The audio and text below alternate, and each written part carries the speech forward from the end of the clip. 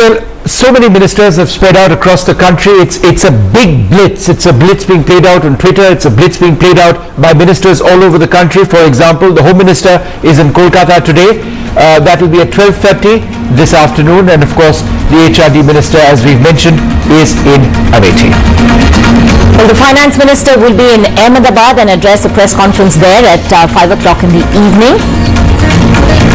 The Telecom Minister will be in Bengaluru. He'll be addressing a press conference at 12 this afternoon. The Transport Minister in Patna, there's a press conference expected there at 4 o'clock. And the BJP President, now this is a pretty highly anticipated press conference, 10 a.m. this morning. We'll be cutting live to that in less than an hour from now. And one more important press conference, 2:30 this afternoon, the Chief Economic Advisor to the government.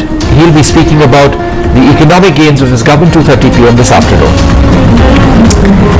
But ahead of hearing from the ministers and the voices in the government, we want to bring you the voices of the people of India, and our reporters have been getting us those voices right from the morning. Alok Pandey joining us at this point from Patna, and he caught up with people in very appropriately a tea stall to do some chai pe charcha on the Prime Minister's Jan Dhan Yojana. We are here in Patna at a chai stall because chai was so much in the charcha all through last year, particularly during the Lok Sabha campaign, that we decided to be here and talk to people about the various schemes of the Modi government. We are focusing on the Jan Dhan Yojana that envisages a bank account for all, and we have people here who will talk to us about the pros and cons of it, what they feel. Pushprat ji here is a writer, he is an activist, researcher. Pushprat ji, पहले आपसे जानना चाहेंगे, जन धन योजना है, सबको bank account मिलेगा, मोदी सरकार कह रही है बहुत बड़ी उनकी उपलब्धि है, आप इसको कैसा देखते हैं? देखिए, गरीबों को बैंक अकाउंट दे दिया, यह तो अच्छी बात है कि उन्हें बैंक में खाते नहीं बनते थे, इसलिए कि आपके पास पैसे नहीं है तो आपके पास बैंक अकाउंट नहीं मिलेगा। लेकिन अब वो गरीब बैंकों में कतारों में खड़े हैं, वो अपना अपडेट करा रहे हैं कि उनके खाते में पैसा कब आया, कब आएगा पैसा। वो सोच रहे हैं कि मोदी जी ने उनको स्वप्न दिलाया था कि काला धन वो लाएंगे और सबके गरीबों के खाते में पैसा भेजेंगे, गरीबों के खाते में पैसे आए नहीं। तो हम ये समझते हैं कि यह गरीबों को गरीब और अमीरों को अमीर बनाने वाली योजना है। पूरी बैंकिंग व्यवस्था गरीबों को की गरीबी खत्म करने के लिए है ही नहीं कि जन धन योजना किसी के अकाउंट में 100-200 रुपए आ जाए तो उसमें क्या प्रॉब्लम है भाई? 100-200 रुपए तो बचा सकता है। अभी गरीबों के जीवन में बचत होनी चाहिए, लेकिन गरीबों के जीवन में, जिनके जीवन में आमदनी की कोई व्यवस्था ही नहीं है, आपने आमदनी की कोई नई व्यवस्था कायम नहीं की और आप उनके पास सिर्फ खाते दे रहे हैं। खाता देना अच्छी बात है, लेकिन उनके पास जीवन जीने के लिए और भी साधन होने चाहिए जो उनके पास नहीं है। But we have somebody who has another point of view. Sir, आप मैनेजर हैं बैंक में, ऐसा पता है, क्या नाम है आपका? I'm a chief manager in a bank. What my friend is telling, that is not true in fact. वो होता क्या है कि जो अभी आज तक लोगों के पास में ऐसा कोई साधन नहीं था जिसके कि through they should be able to be come out of the middleman. ये जो जनधन योजना है या कोई भी अभी जो योजनाएं निकल रही हैं, इस जनधन योजना में हम सबसे पहले एक अकाउंट खोलते हैं. The account has been opened with a zero balance. In that account there is nothing to be, it is a zero balance. Then in that account we are issuing a RuPay card. RuPay card is just like a ATM card.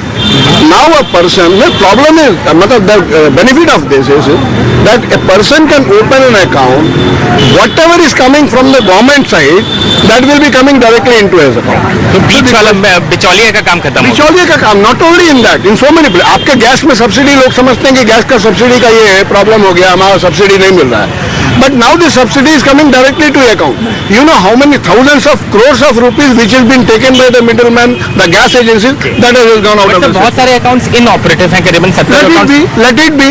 Account तो खुल गया ना, रुपए card उसको issue हो गया, that to zero balance, he is not suppose to pay anything. जब पैसा आएगा तब ऑपरेट करेगा। पैसा तभी भी आएगा, कभी भी किसी भी प्रकार का पैसा आएगा, कभी भी किसी भी प्रकार का पैसा, मनरेगा का, इसका उसका, जो डायरेक्टली मतलब इधर उधर से जा रहा था, बिचौलिया बीच में 5 रुपया खा गए, 10, वो अब नहीं होगा. That will be a good thing.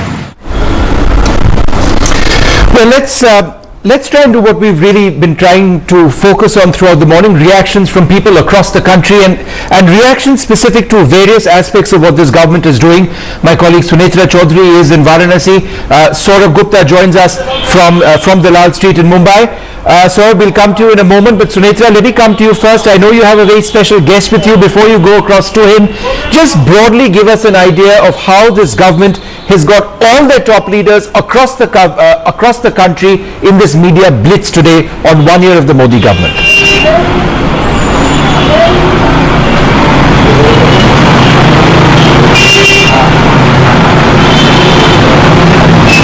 Sunetra, go ahead. Your voice is a little faint over here in the din of the Varanasi city life. Where I'm coming to you from is, of course, it has to be historic if it's in Varanasi. We're at the Pallu tea stall, and it is, as I'm told, one of the favorite areas in the Sonarpur area, outside a busy tea stall. And actually with me at the tea stall is the mayor of Varanasi, Mauleji. Thank you for joining us, sir.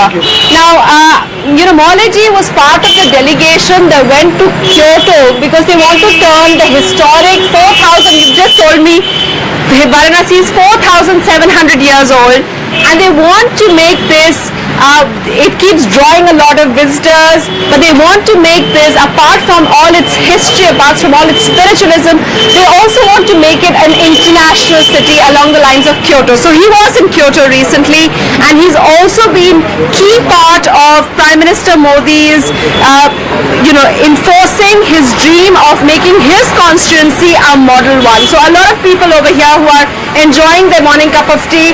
Mauleji, I wanted to ask you, as the mayor over here, how do people always say ki, theek hai, you get a lot of visitors, but you also have a lot of dirt, a lot of congestion in Varanasi. This is the Swachhta model. How is it? How are you going to clean up the city? Kashi दुनिया की सांस्कृतिक और आध्यात्मिक राजधानी है, capital of cultural and academic. Kashi जब राष्ट्रगुरु था तभी भारत विश्वगुरु था, नरेंद्र भाई मोदी ने ये गंगा आरती के समय था। सिटी काशी अब नेशनल लीडर और India is the world leader. तो निश्चित तौर पर काशी दुनिया की सांस्कृतिक और आध्यात्मिक राजधानी भी है, और काशी एक दर्शन भी है। काशी में जैसे काशी कबहू न छोड़िए ई तीरथ का धाम, जिहले गंगा जल मिले मरले मुक्ति धाम। यहाँ लोग मानते हैं कि जीते जी गंगा जल मिल रहा है, मरने पे सीधे मुक्ति मिलती है। जहां तक आपने काशी और क्वेटो की बात की, नरेंद्र भाई मोदी ने, क्योंकि काशी और क्वेटो में एक सिमिलरिटी है, क्योटो भी टेम्पल की सिटी है, लेकिन क्वेटो में 336 टेम्पल मंदिर है, यहाँ पे 32,000 टेम्पल है। My God, look at the kind of 32,000, उससे ज्यादा भी हो सकते हैं। पर ढूंढीराज गणेश जो बाबा विश्वनाथ का पहला मंदिर है, उन लोग कहते हैं उन्होंने ही ढूंढ के भगवान को लाए, तो ढूंढीराज गणेश नाम पड़ा। तो डेंसिटी के मामले में काशी और क्वेटो बहुत है। मोदी जी का जो मानना था, क्वेटो से जो समझौता किया, जो पार्टनर सिटी समझौता हुआ, वन वे सिस्टम नहीं है, क्योंकि काशी की सांस्कृतिक और आध्यात्मिक दर्शन। मैं ये पूछ जाती हूँ, क्या आपको लगता है कि आप क्योटो बना सकते हैं? पहले मैं, दिस इज द रीजन, मैं ये क्वेटो नहीं बनना है, काशी अपने आप में दुनिया में सबसे, मैंने क्या कहा, बट साफ हो सकता है काशी। काशी साफ की ओर देखिए। पहली बात तो 2014 मई के पहले इस काशी में सामाजिक संस्थाएं बहुत थी, सोशल सेक्टर बहुत काम कर रहे थे, लेकिन किसी ने सोच नहीं बदला। काशी के घाटों पर मट्टी और सिल्ट 40 साल से जमा था, मोदी जी ने 80 घाट पर फावड़ा चलाकर। We know that 80 Ghat has changed. I just want to get a little feel of the people that are over here. What kind of change they've seen. आप लोग बहुत सालों से हैं काशी में, पिछले एक साल में क्या बदलाव देख रहे हैं? बहुत बदलाव हो गई है। किस तरह का बताइए? पहले जैसे लग रहा है साफ सुथरा सुंदरीकरण साफ हो गया है, लेकिन अभी भी काफी कंजेशन है, वो और क्या? वो अभी हो जाएगा, धीरे धीरे हो जाएगा। हाँ। तो आपको क्या लगता है? बदलाव तो होगा, जो सबसे बड़ा काम हुआ है 1 वर्ष में कि वैसे तो काशी को की प्राचीनता, काशी की विशेषता या काशी को लोग पहले से जानते थे, लेकिन मोदी के आने के बाद काशी पर नेशनल और इंटरनेशनल फोकस बढ़ा है। Okay. Okay. So people seem very optimistic. I just wanted to, before I hand back to you, Mayor sir, everyone's talking about also having a metro in Kashi. Do you see that happening? मैंने क्या कहा? हम काशी के सोच जन सहभागिता से विकास की ओर बढ़े। मैंने कहा सोच में बदलाव हुआ है। जैसे होता नहीं कि अभी तक लोग अब जैसे चाय की दुकान के बाहर जो है तो जो रखा है डस्टबिन, अब 100 में 90 आदमी उसमें फेंकता है। तो मोदी जी ने सोच में बदलाव। So mindset change is what they're talking about. The fact that people are becoming conscious of cleanliness, and they're really optimistic that that will change. Back to you. So he's the mayor of, had certainly had a lot to say over there. And well, Kyoto, Varanasi, well, I think the jury is going to be out on that for a while at least. But let's go across to Saurabh joining us at this point from Dalal Street in Mumbai. And Saurabh, interestingly, the Wall Street Journal has talked about how Prime Minister Modi's term has actually seen the markets, perhaps in this last year, has seen the markets functioning far more poorly than his predecessors, and it has a graphic to sort of indicate that as well. What's the sense that you're getting from people, voices on Dalal Street? What is their impression of how the first year of the Modi government has been for the markets?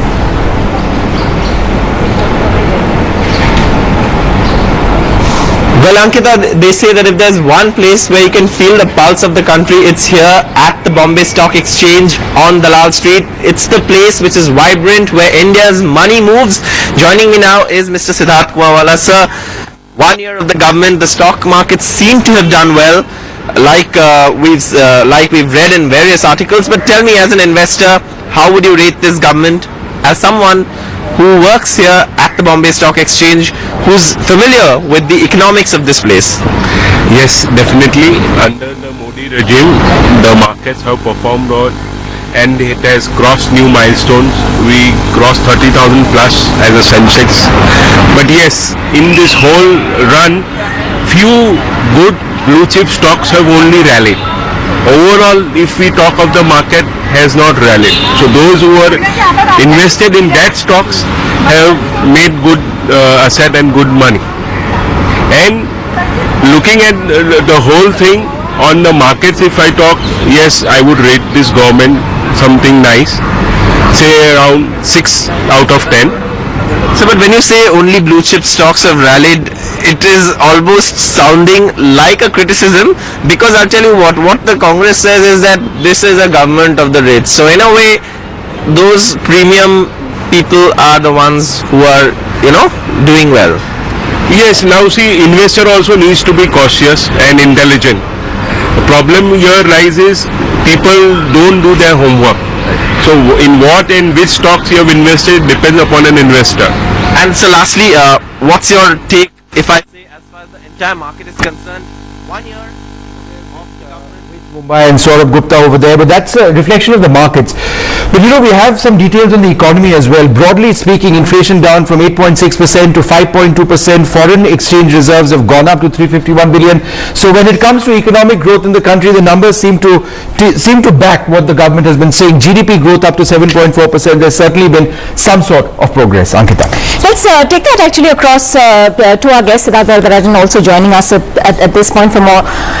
As far as the economy is concerned, would you say that the Narendra Modi government is pretty much on solid footing when it can turn around and say, yes, okay, we were lucky with oil prices being where they were, and inflation has been curbed perhaps to some extent because of that, but on several other indices we have also performed exceptionally well for a first year in power. Well, I think let's remove the growth index from this equation right away. Right. Because, whatever the merits or demerits of the Central Statistical Organization picking a different year to as a base year for calculating India's growth, I'm not getting into that argument. I think there are good reasons.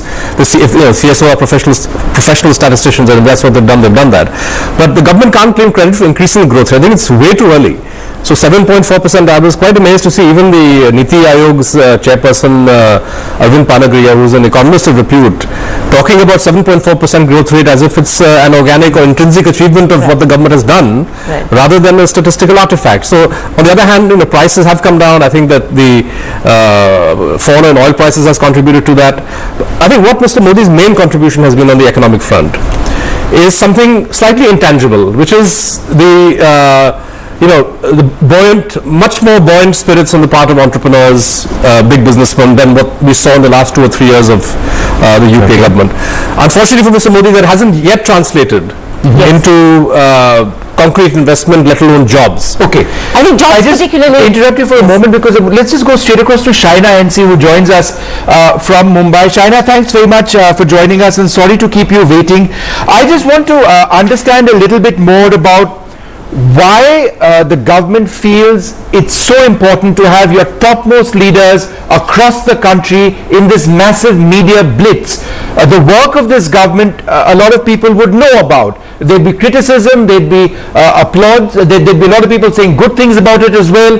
Why did you feel it necessary to have this media blitz?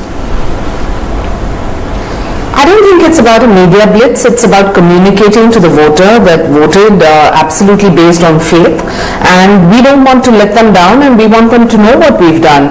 And at one level, yes, I do concede that we're talking a lot about statistics, but isn't it a great achievement that our GDP has increased? Isn't it a great achievement that inflation has gone down? Isn't it a great achievement that the IMF and World Bank are talking about India overtaking China next year?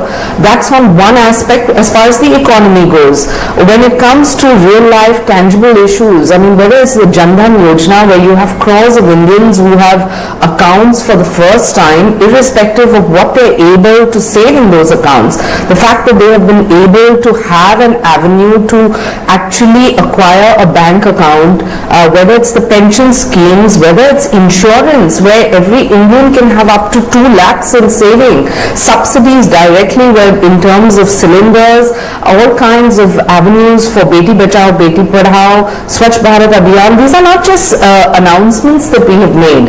Where have we reached vis-a-vis them? You go to any